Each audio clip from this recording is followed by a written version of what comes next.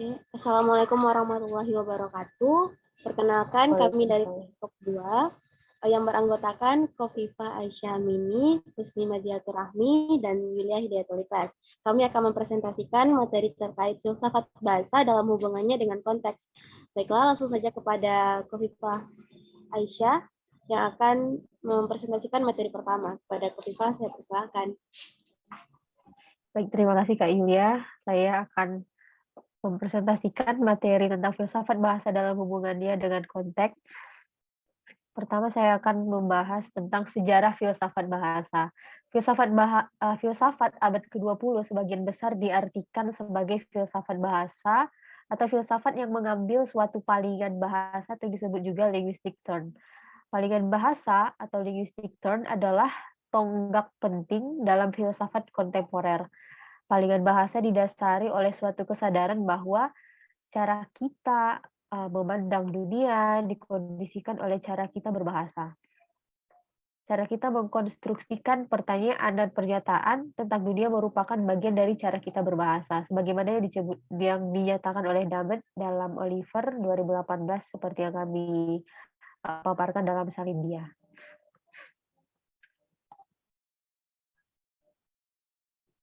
Titik awal yang menjadikan bahasa sebagai masalah utama filsafat ialah dimulai dari revolusi Kopernikan yang dilakukan oleh filsuf Immanuel Kant.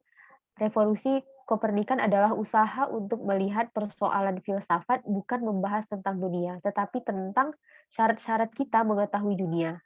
Kant memulai revolusi Kopernikan dikarenakan filsafat sebelumnya pada era pertengahan hingga abad modern awal mempersoalkan filsafat dengan langsung membicarakan hakikat dunia. Kan menolak pemikiran tersebut, ia memilih untuk tidak langsung membicarakan hakikat dunia, melainkan melakukan palingan epistemologi. Berdasarkan pemikiran Kant tersebut, dapat dipahami bahwa dalam membicarakan filsafat, kita jangan dahulu membicarakan ontologinya atau keberadaan objek-objeknya, tetapi bicarakan dahulu struktur epistemik atau struktur pengetahuan atau struktur bahasa yang akan mengantarai kita dengan kenyataan atau suatu objek. Gitu.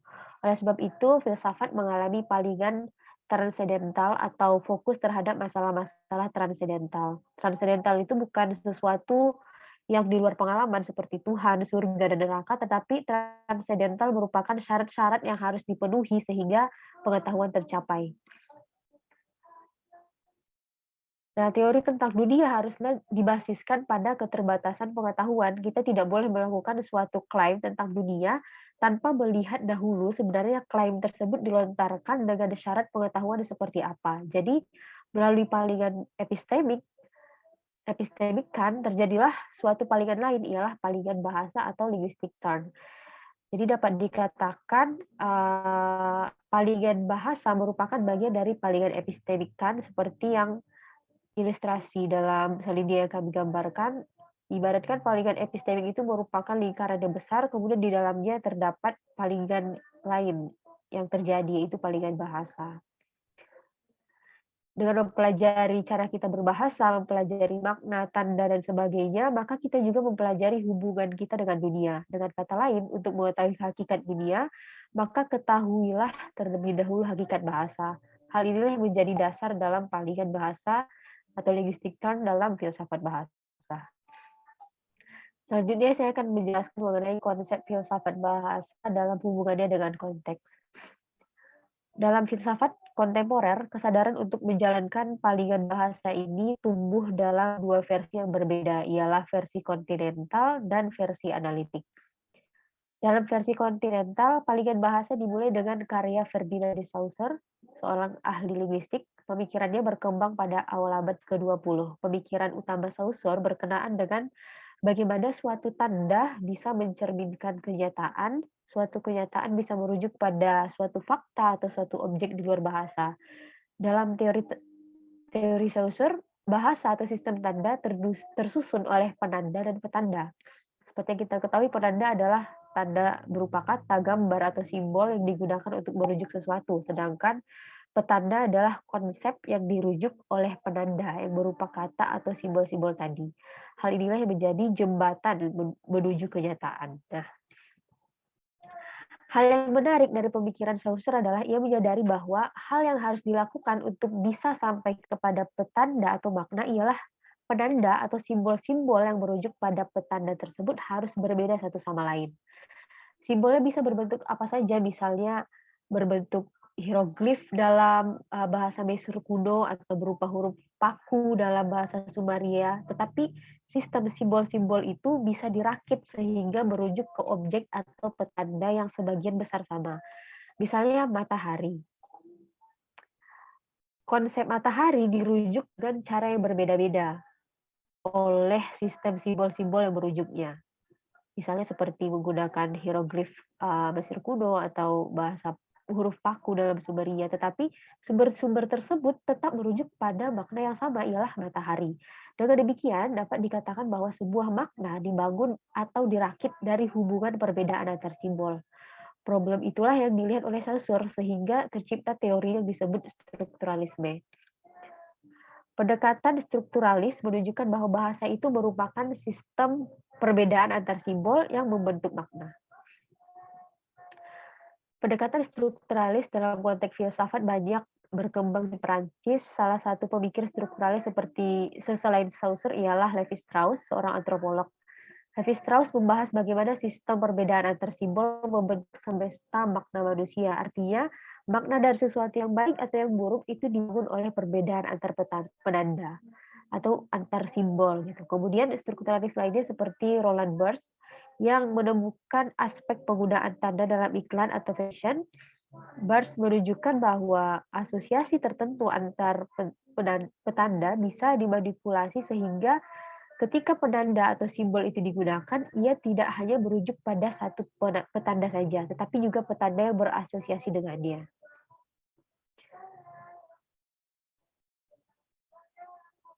Nah, dari pemikiran para strukturalis berkembanglah poststrukturalis yang meradikalkan konsep Saussure tentang perbedaan. Konsep utama dari poststrukturalis adalah perbedaan, seperti konsep yang dikembangkan oleh Jacques Derrida. Derrida menunjukkan bahwa makna yang hanya bisa dirujuk lewat perbedaan antar penanda, tetapi di sisi lain penanda ini jumlahnya bisa tidak terhingga dan bisa diterapkan dalam konteks beraneka ragam yang semuanya mempunyai perbedaan masing-masing. Dengan demikian, makna yang mutlak itu sebenarnya tidak bisa kita sampaikan lewat tanda-tanda tersebut. Artinya suatu sistem tanda yang dibangun oleh perbedaan tidak akan pernah bisa lengkap menggambarkan makna yang dimaksud. Contohnya dalam konteks filsafat keadilan, teori tentang keadilan digunakan oleh Derrida untuk menunjukkan bahwa sebetulnya hukum itu tidak pernah bisa mencapai atau menghasilkan makna keadilan gitu.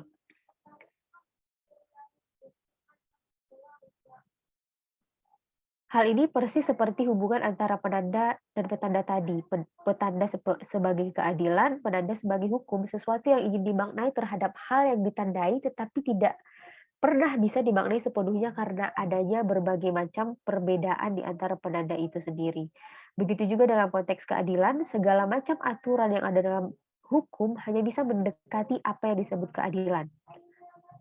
Hal ini dikarenakan kita tidak pernah punya keseluruhan variasi dari hukum yang dapat dijadikan sebagai dasar atau rujukan yang pasti terhadap makna keadilan itu sendiri.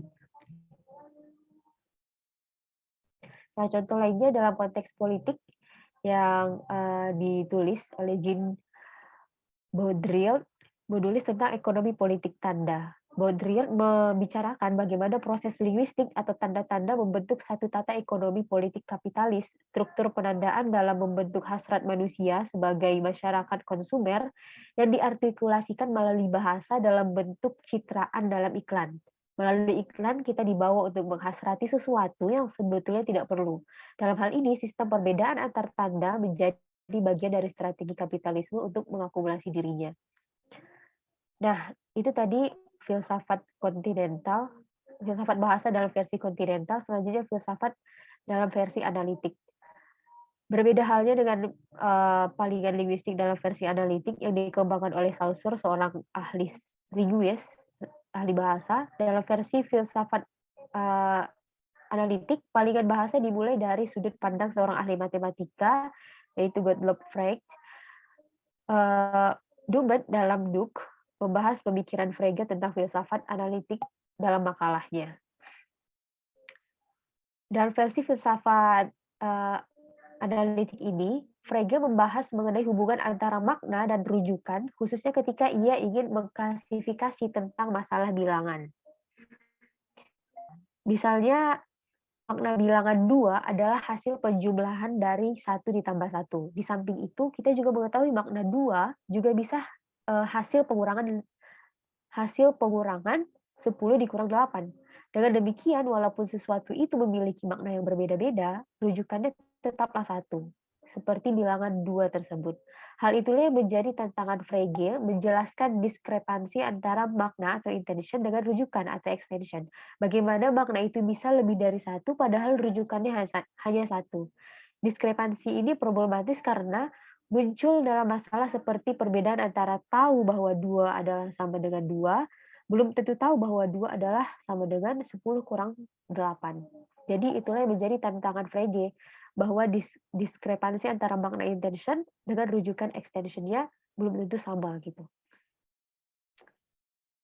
Nah, analisis terhadap bahasa dipersepsi oleh Frege sebagai usaha awal sebelum masuk ke dalam diskusi tentang hal yang ingin dia pelajari, ialah matematika. Kemudian cara mendekati persoalan seperti ini juga dipraktikkan oleh para filsuf analitik lainnya, contohnya seperti Russell. Hal yang menjadi fokus Russell dalam filsafat analitik konteks palingan bahasa adalah semantik ascent atau pendakian semantik. Pendakian semantik itu adalah usaha membicarakan tentang dunia yang ditangguhkan dulu untuk sementara. Hal yang dibicarakan selanjutnya ialah bagaimana cara mereka membicarakan dunia. Praktik yang demikianlah yang ditemukan dalam filsafat bahasa versi analitik yang dikembangkan oleh Frege. Mereka tidak langsung bicara tentang hakikat, tapi bicara tentang cara mereka membicarakan hakikat. Jadi itulah yang menjadi kajian atau konsep di dalam filsafat bahasa itu. Mungkin sekian dari penjelasan saya. Untuk materi selanjutnya disampaikan oleh rekan saya. Dikembalikan kepada moderator Kak Yudi. Terima kasih kepada Kofifa. Baiklah, untuk materi selanjutnya yaitu terkait hubungan bahasa dan filsafat, itu akan dipresentasikan oleh Husni. Kepada Husni saya persilahkan. Baik, terima kasih moderator. Saya akan menjelaskan materi tentang hubungan bahasa dan filsafat. Bahasa dikenal sebagai media pengembang refleksi filosofis. Hal ini merupakan pendapat dari Basyarudin pada tahun 2015. Bahasa dalam filsafat berperan sebagai alat untuk berfilsafat dan objek kajian filsafat. Hal ini seiring dengan pendapat Kailan dalam Nugroho bahwa filsafat bahasa memiliki dua peranan. Yang pertama merupakan perhatian filsuf terhadap bahasa dalam upaya analisis, pemecahan, dan menjawab nilai filosofis. Dan filsafat bahasa merupakan perhatian filsuf terhadap bahasa sebagai objek yang menjadi perkembangan aliran linguistik. Dalam hal ini ditunjukkan bahwa filsafat dan bahasa memiliki hubungan, yaitu perkembangan ilmu bahasa dipengaruhi oleh filsafat. Selanjutnya, Pak.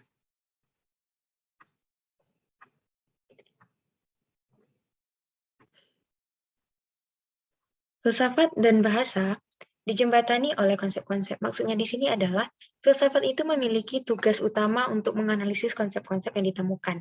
Sedangkan konsep-konsep tersebut diungkapkan menggunakan bahasa. Dengan demikian, filsafat dan bahasa secara tidak langsung memiliki hubungan.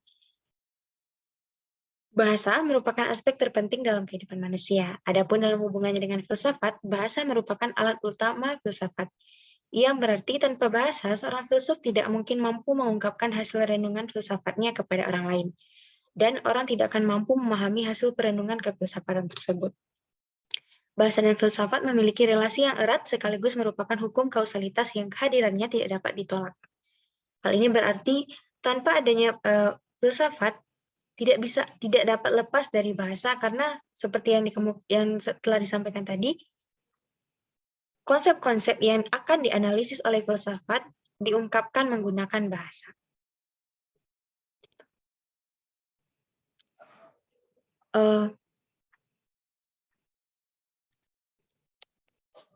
Hidayat menyampaikan bahwa hubungan fungsional antara bahasa dan filsafat ada 3. Yang pertama, Filsafat dalam arti analisis berperan sebagai metode yang digunakan filsuf untuk menemukan hakikat bahasa, serta mengkategorikan ungkapan bahasa sebagai bermakna atau tidak bermakna. Kedua, filsafat mempengaruhi teori kebahasaan yang dikembangkan oleh ahli bahasa atas dasar aliran filsafat. Dan yang ketiga, filsafat mengarahkan teori kebahasaan yang telah dikembangkan ahli bahasa agar memiliki relevansi dengan realitas kehidupan umat manusia. Sekian penyampaian dari saya, dikembalikan kepada Kak Yulia sebagai moderator. Baiklah, terima kasih kepada Husni. Untuk materi selanjutnya tentang filsafat sebagai fundament kajian bahasa akan saya bawakan sendiri. Lanjut.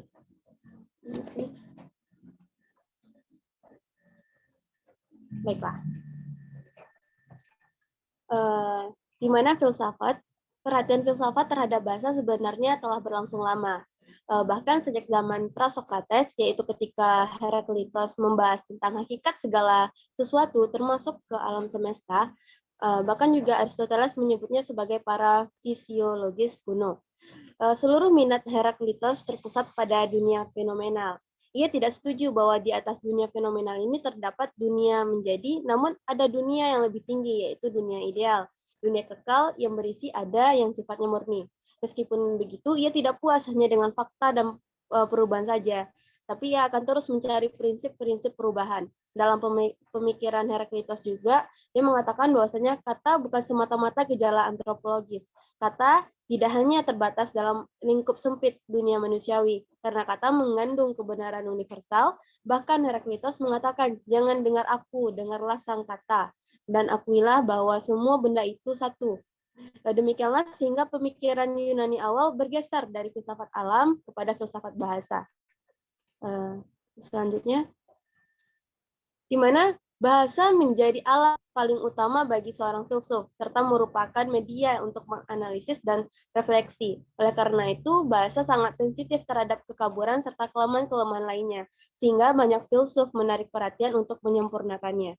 Hal ini terutama dengan lahirnya aliran filsafat analitika bahasa yang memandang bahwa problema filosofis akan menjadi terjelaskan secara lengkap manakala menggunakan analisis terminologi gramatika. Bahkan kalangan filsuf analitika bahasa menyadari bahwa ungkapan-ungkapan filsafat yang sama sekali tidak menjelaskan apa-apa. Berdasarkan hal tersebut, maka banyak kalangan filsuf, terutama para tokoh filsafat analitika, bahasa menyatakan bahwa tugas utama filsafat adalah analisis konsep-konsep.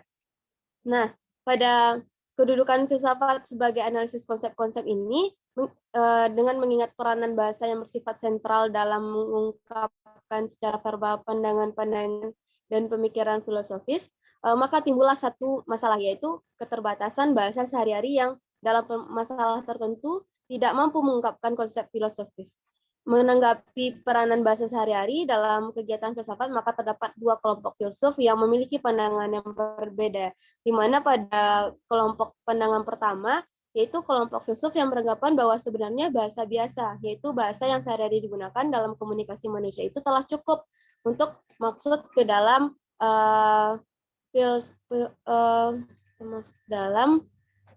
filsafat, di mana menurut pandangan ini masalah-masalah filsafat itu timbul justru karena adanya penyimpangan-penyimpangan penggunaan bahasa biasa oleh para filsuf dalam berfilsafat, sehingga timbullah kekacauan dalam berfilsafat dan penyimpangan itu tanpa penjelasan agar dapat dimengerti. Sedangkan pada kelompok kedua, itu para kelompok filsuf yang menganggap bahwasanya bahasa sehari-hari itu tidak cukup untuk mengungkapkan masalah-masalah dan konsep filsafat, di mana masalah-masalah filsafat itu justru timbul karena bahasa biasa tidak cukup untuk tujuan analisis filosofis.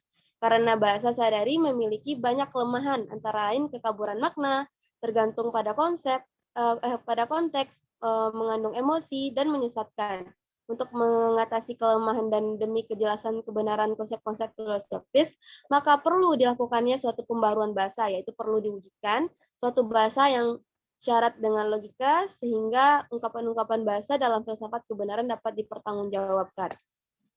Selanjutnya, dengan demikian, untuk yang menjadi perhatian utama dalam usaha dan memperbarui bahasa itu dibuktikan bahwa perhatian filsafat memang berkenan dengan konsepsi umum tentang bahasa serta makna yang terkandung di dalamnya. Sebagai contoh, berikut beberapa masalah kebahasaan yang memerlukan analisis atau kerja filsafat dalam memahami dan memecahkannya. Di mana antara lain, yang pertama itu banyak pertanyaan, apakah hakikat bahasa itu? Mengapa bahasa itu harus ada pada manusia dan merupakan ciri utama manusia? Apa pula hakikat manusia itu dan bagaimana hubungan antara bahasa dan manusia? Contoh lainnya, apakah perbedaan utama antara bahasa manusia dengan bahasa di luar manusia seperti bahasa binatang atau bahasa makhluk lain? Apa persamaan dan apa pula perbedaan dari mereka? Selanjutnya, apa hubungan antara bahasa dan akal, dan juga apa hubungan antara bahasa dan hati, intuisi dan fenomena batin dan lainnya. Yang keempat, bisakah manusia berhubungan dengan bahasa-bahasa di luar manusia? Bahasa apa yang digunakan dan bagaimana cara mempelajarinya? Nah, dari contoh-contoh tersebut, problema-problema tersebut merupakan selanjutnya next.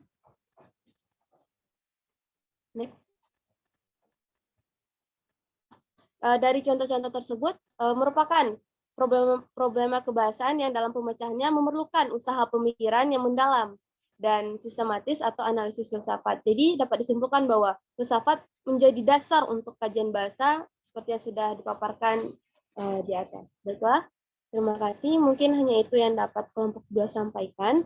Terlebih tak kurang kami mohon maaf. Assalamualaikum warahmatullahi wabarakatuh.